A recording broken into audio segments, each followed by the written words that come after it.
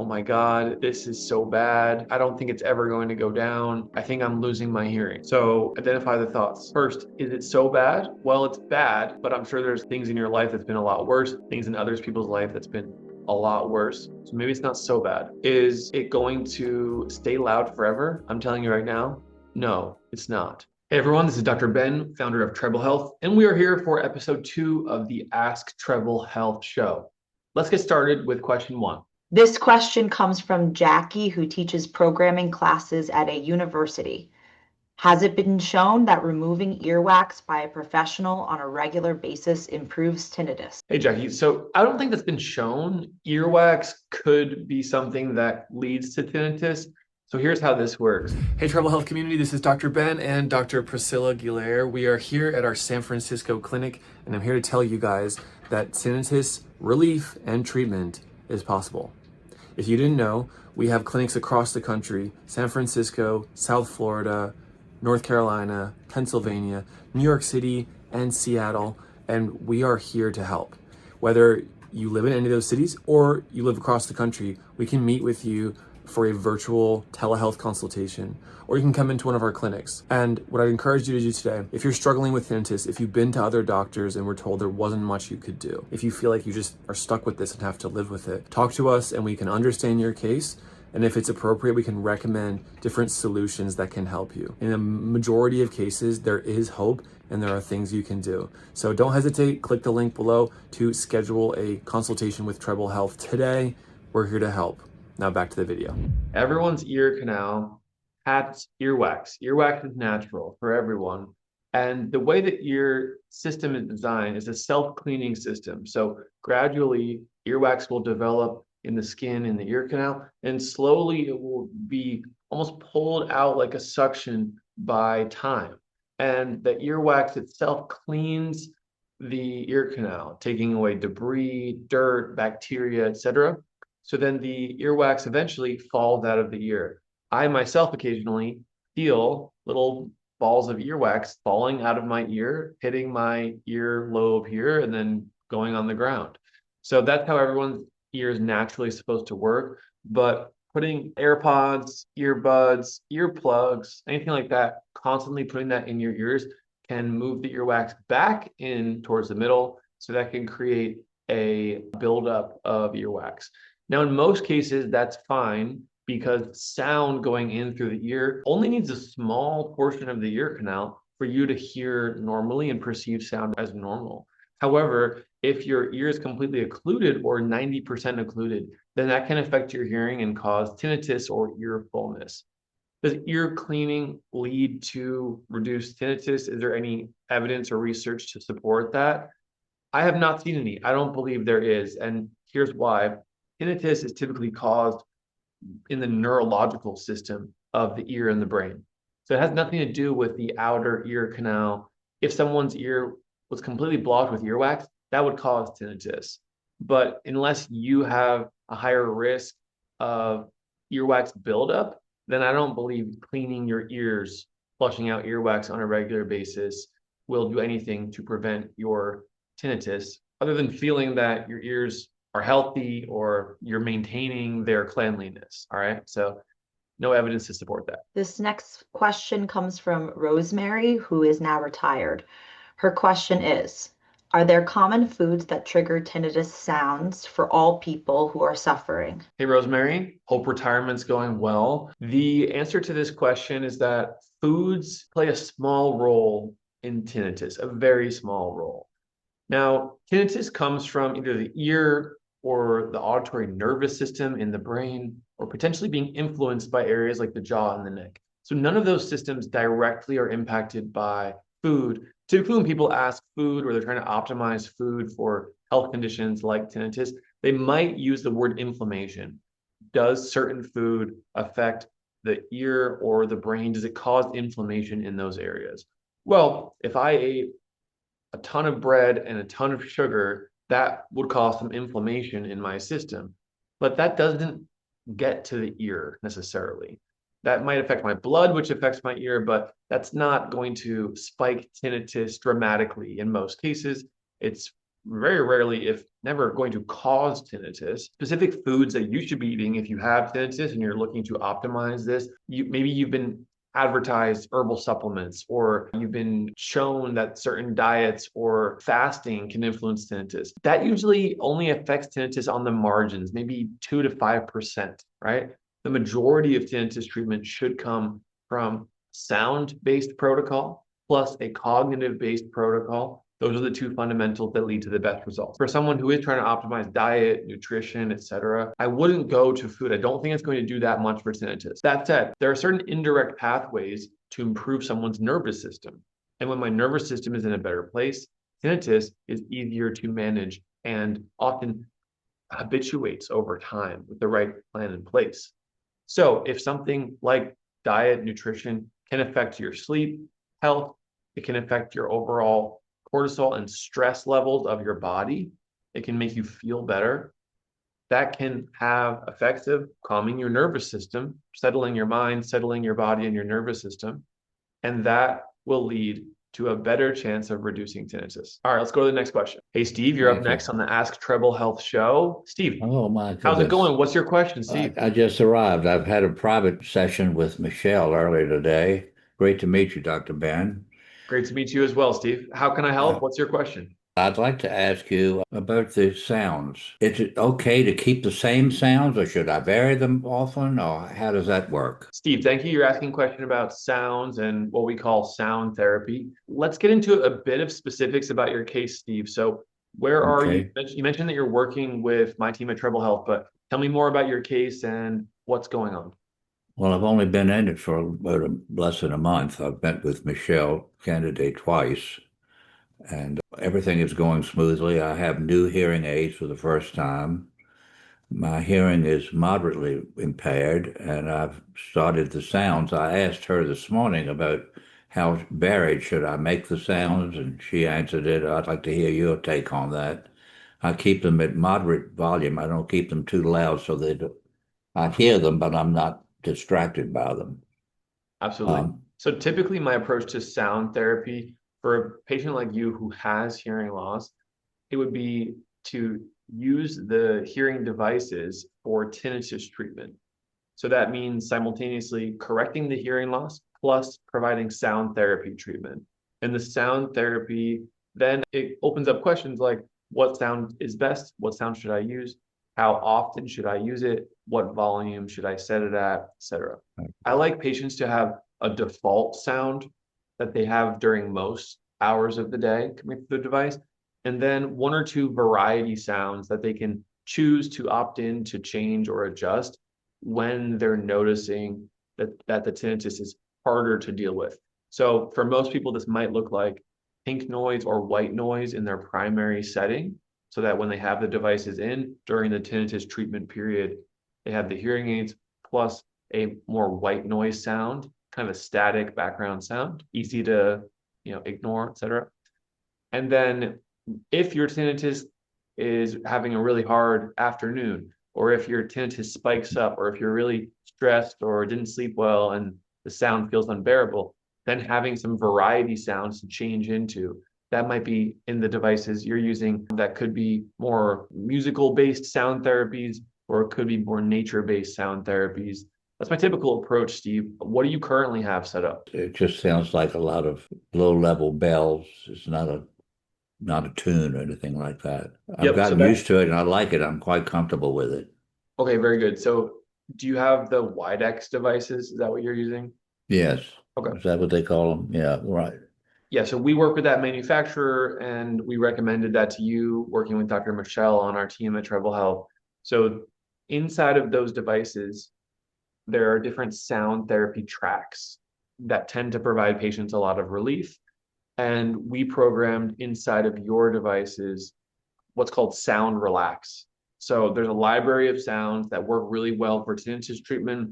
Dr. Michelle and you selected a few and you're playing around with those. So you can change it with the phone and adjust the device by changing the sound therapy coming through your ears. That sound you described is a more chime-based musical setting Yes. where there's typically some white noise or ocean Yes. waves plus the chimes. And the idea there is to allow your brain to interrupt the tinnitus and help the brain habituate or reduce the tinnitus perception. So, Wow. Steve, what other settings do you have other than that chime? Do you have any other options for different sounds? They're there, but I haven't really gone into it. I'm so comfortable with it. I really haven't explored the others. I'm so new at all this.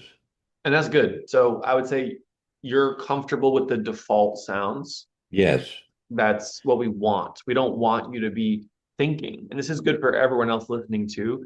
When someone is constantly thinking about changing their sound therapy, if they're streaming Bluetooth from their phone or something, and they get text message notifications and email notifications, and they have to pause it and start it, the brain is actually spending more time focusing on tinnitus. We want to do the opposite. So we want your default sound therapy. When you put the devices on, that sound is running in the background. You don't have to go into the phone to change it. And Thank you.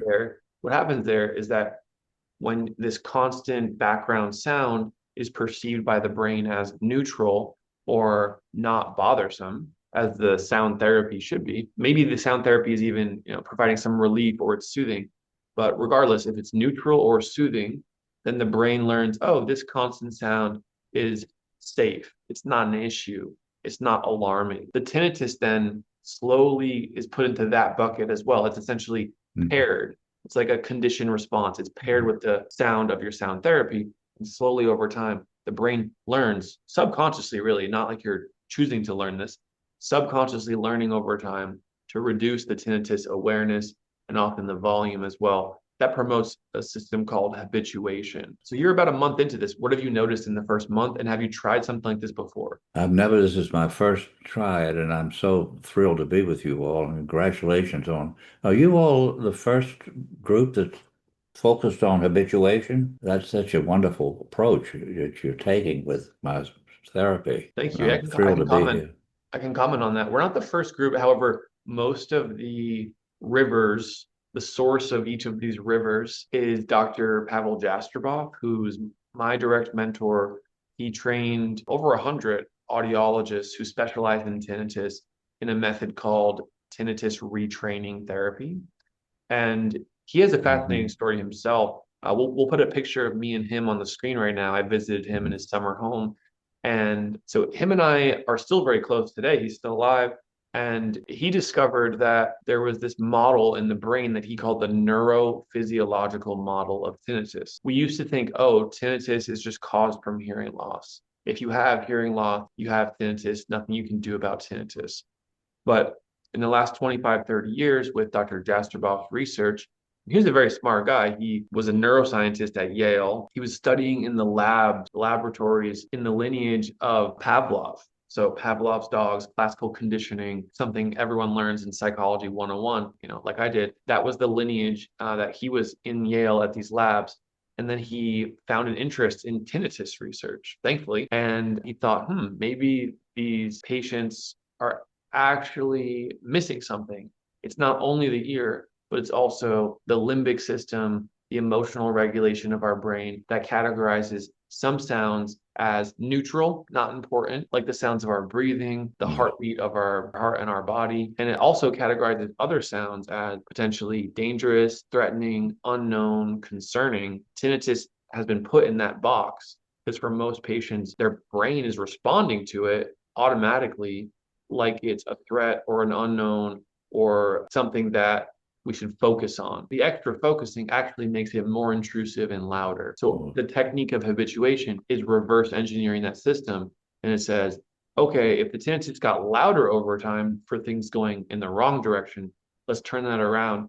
And with the right tools in place, tinnitus can go lower in perception, often lower in volume over time, using the same connection between the auditory brain, the emotional brain, the nervous system of the body. So yeah, that's the work with Dr. Jastreboff. So there are other specialists around the country and around the world who use this method. Still, it's not as common as it needs to be because most people go to an ENT, ear, nose, and throat clinic.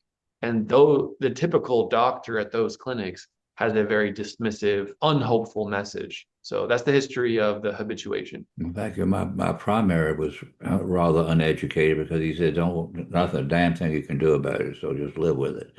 And I'm so glad to be with you guys who have such a different approach.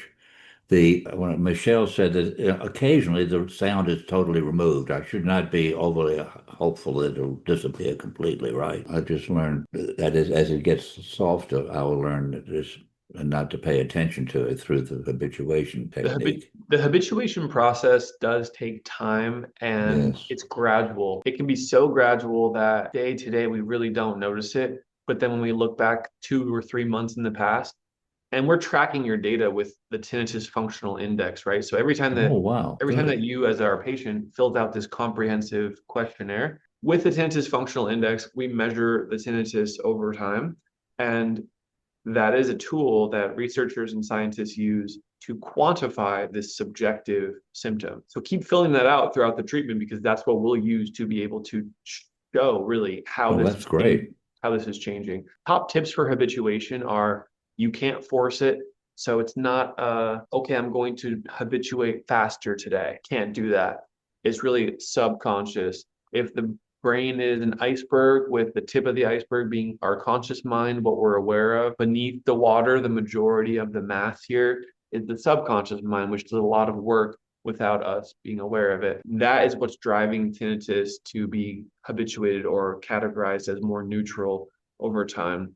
Steve, I wanted to ask you a few more questions. What have you Of course. experienced? What have you experienced in the past with your tinnitus? What led you to work with us? And then in the first month of working with us, what have you found? I don't think it was a precipitating event. I have been very lucky that it has not been so intrusive that it's ever affected my sleep. I've never lost sleep as a result of my tinnitus, but it's just annoying as hell. All I need to do is think, I hear it, uh-oh. And of course, it's an amazing thing, as you say, about attention. When you're attending to it, it's bad. When I'm not attending to it, we don't know it's even there. It's weird that way, isn't it? A very interesting phenomenon. But I've only been on it about a month, so I can't tell you too much more about it, except I'm thrilled to be on it. I love the hearing aids that I purchased through you guys, and I love the support team that you have around you. Well, thank you. I'm really glad to be working with you as well. And come back for another Ask Treble Health. Come back in a month or so and we can continue our chat, okay? Thank you so much. All right. Thanks, Steve. Our next question comes from Cheryl, who is also retired. Cheryl asks, is tinnitus a neurological condition? Hey, Cheryl. Yes, tinnitus is frequently and often a neurological condition. What is tinnitus really? Well, in our brain, we have different groups of cells, what are called neurons, and they fire and wire together. So there's groups of neurons that when they're in unison or together, they can be hyperactive. And that's the phantom sound of tinnitus, where these groups of high-pitched neurons in the auditory brain, they are signaling on, they're staying constantly on. And depending on how many neurons are activated, what regions they're in, patients will say, I hear ringing, or I hear hissing, or I hear a static cricket noise, different types of tinnitus essentially, often coming from the auditory brain. Now, if we go one step earlier in the path, more exterior or posterior from the middle of our body, that would be the ear that we all see. Go into the ear canal, that eventually goes to the eardrum. Past the eardrum, sound gets pushed through these small bones called the ossicles, and that goes into the cochlea, the hearing organ. Inside of the cochlea, and we'll put an image on the screen here for those watching.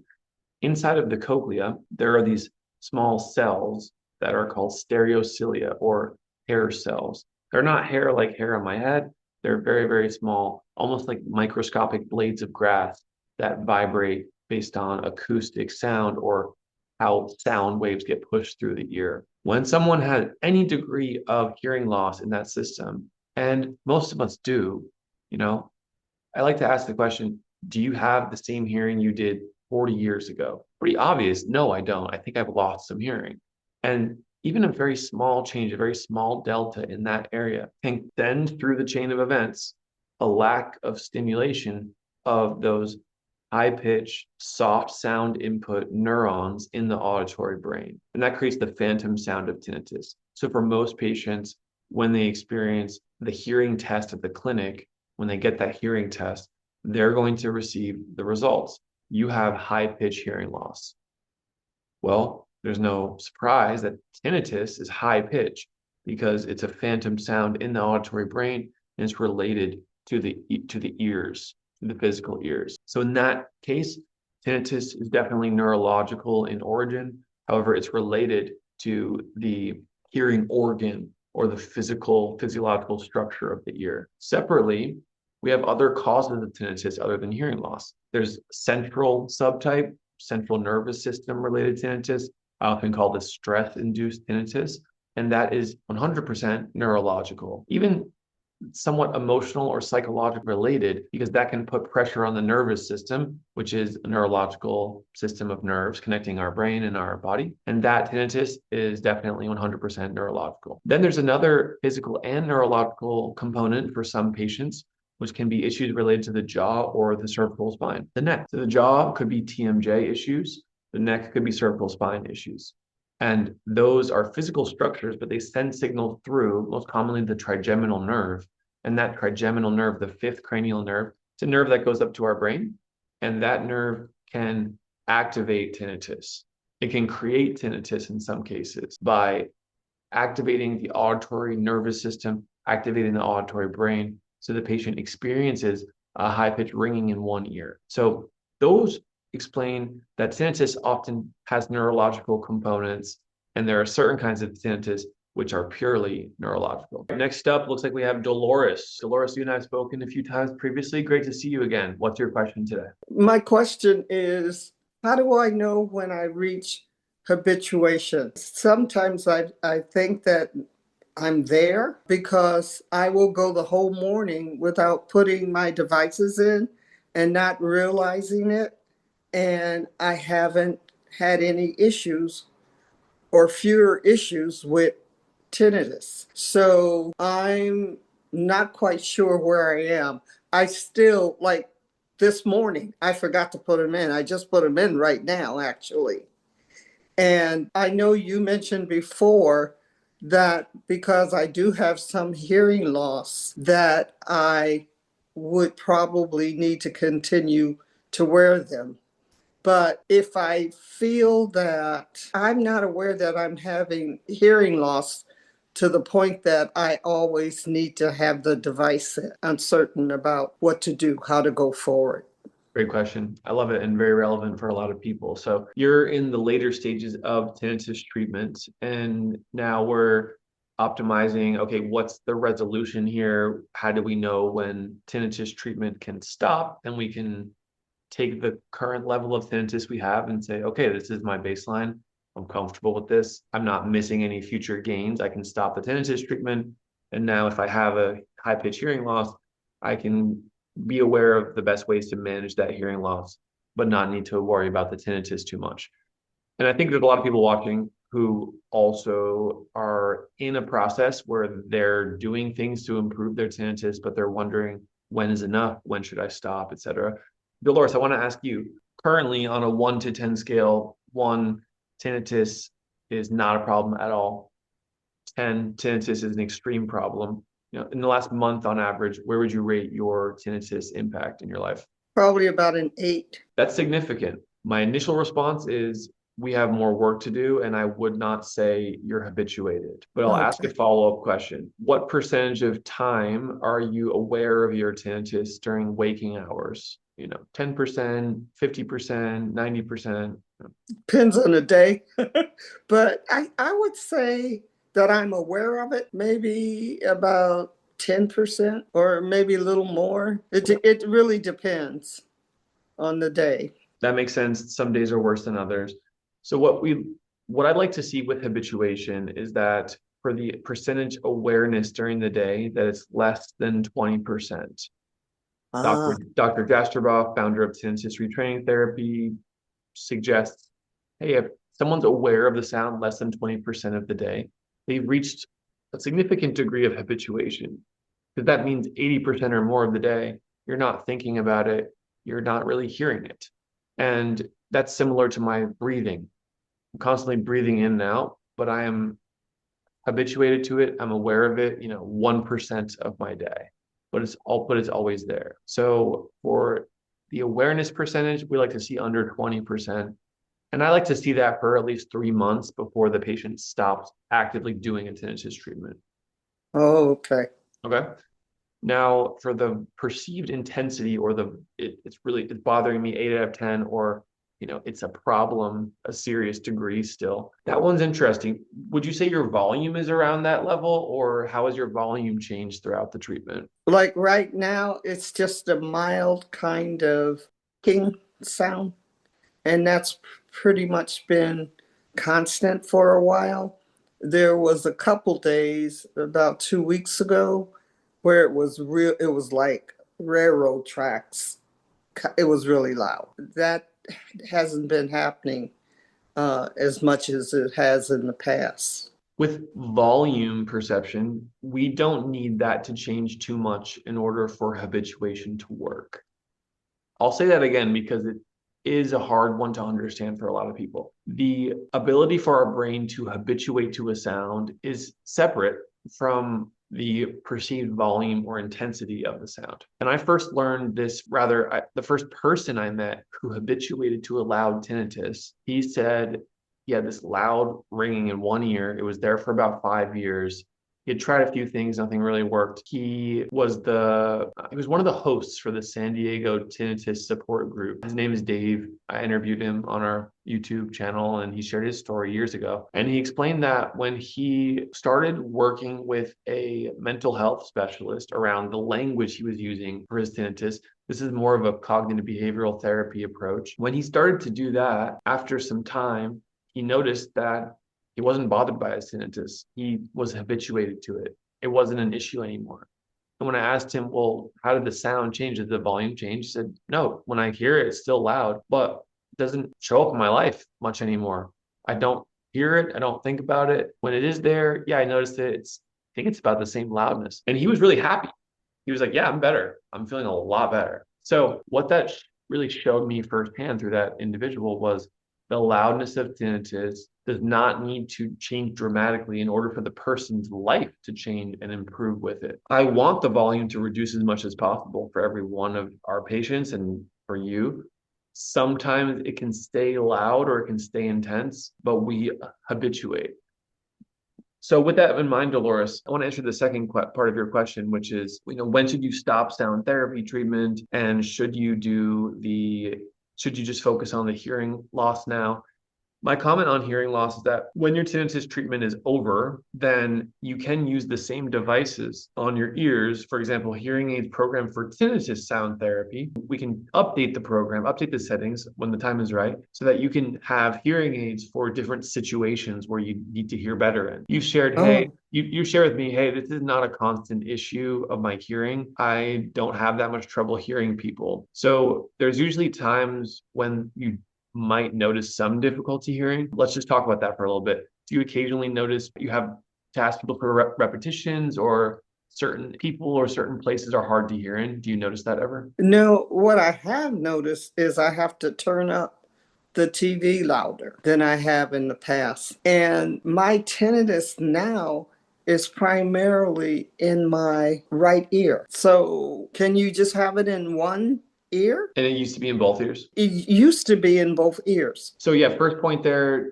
noticing the television, the volume needs to be louder than it used to. That's definitely a real world sign. When your tinnitus treatment is over, I would use the devices just as hearing aids. So we are the ones who worked with you on the devices. I remember I was the one who programmed it for you, right? Right, So, right. yeah, it's so good. It's so good to speak with you again. The devices, when we're ready, we can adjust those to be just hearing aids. Okay. In the past, they were tinnitus treatment devices and hearing aids. Now, moving forward, when we're ready, we'll change the settings for you, same hardware, same physical devices. You can use them when you need to hear better. For example, if you're watching TV with your family, say your daughter or your extended family is over, they might be annoyed if you need the volume really high, but otherwise you can't understand the words in the movie. So that would be a perfect situation of when to use the hearing aids. There are other situations, And there's also some cognitive benefits, neurological benefits for hearing your environment, hearing people's voices a little bit louder based on your hearing test result. Those are some considerations for the hearing component. Now jumping back to, can tinnitus shift from right ear to left ear or center of the head to just one ear? Yes, it can. And I'm not concerned about that per se. Sometimes that does happen.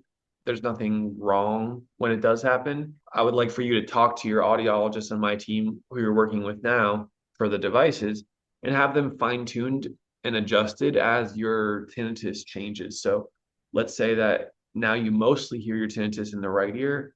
We may want to adjust the sound therapy slightly to have it louder in that ear and softer in your left ear. There's also some features in the app that you can adjust that as well, I believe. All right, Gabby, let's get to the next question. This question comes from Kelly, who is retired and a former preschool music teacher. Kelly asks, what do you do when your tinnitus is louder or spikes? Great question. A lot of people experience this. Tinnitus spikes, we often call them fluctuations. And one of the first things you can do is have the mental awareness that this is a fluctuation. It's not a new normal, but this is something that can come up, something that can come down. So first thing is putting into perspective and identifying what's going on. It's a fluctuation. That change of language can be helpful. Second, I would use my fundamental toolkit, sound therapy, CBT, cognitive behavioral strategies, guided breathing. Sound therapy, this can be something as simple as having a sound machine. With Treble Health, we have a sound machine that we put our top sound therapies from YouTube inside of it. I sleep with it by my bedside table. It's really good. So having that device, if you're at home, you're retired, you're no longer working, you can have that in your living room, have that in your kitchen, playing at a low level, have it constantly on when your tinnitus is fluctuating and it's more annoying or more persistent.